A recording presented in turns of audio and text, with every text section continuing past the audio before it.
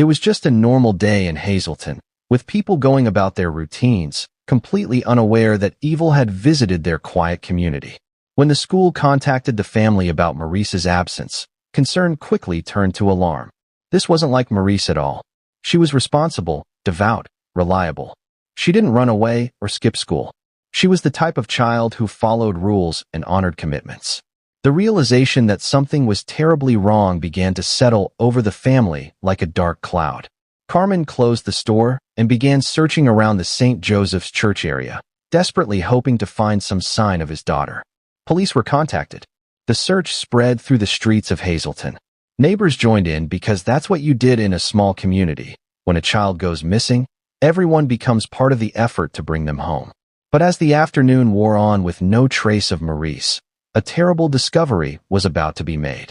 About 2 to 3 miles south of Hazleton, in a section of Hazel Township known as Milnesville, an entirely different kind of routine was taking place. A man had decided to give his 16-year-old nephew driving lessons, choosing the quiet back roads where a nervous teenager could practice without the pressure of heavy traffic. The area they selected wasn't picturesque. The landscape was scarred by decades of coal mining, dotted with strip mines that had been abandoned when the coal was exhausted. These defunct mining pits had become informal dumping grounds where locals would dispose of garbage.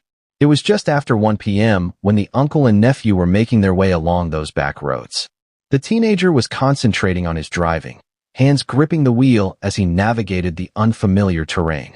That's when something caught their attention in one of the old strip mining pits.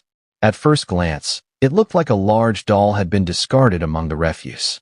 The splash of blue fabric against the dark earth seemed almost innocent, perhaps a child's toy that had been thrown away.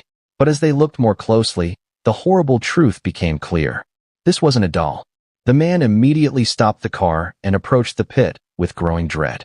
What he discovered would haunt him for the rest of his life. There, among the garbage and debris that filled that abandoned coal stripping pit, lay the body of a small child. It was Maurice.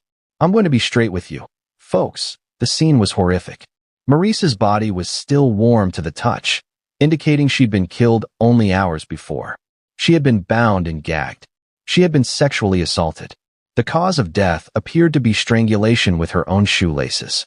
The 2 cans of fruit she had selected so carefully for her teacher were found beside her body, a heartbreaking reminder of the innocent mission that had led to her death. The discovery was immediately reported to police, who arrived at the scene within minutes.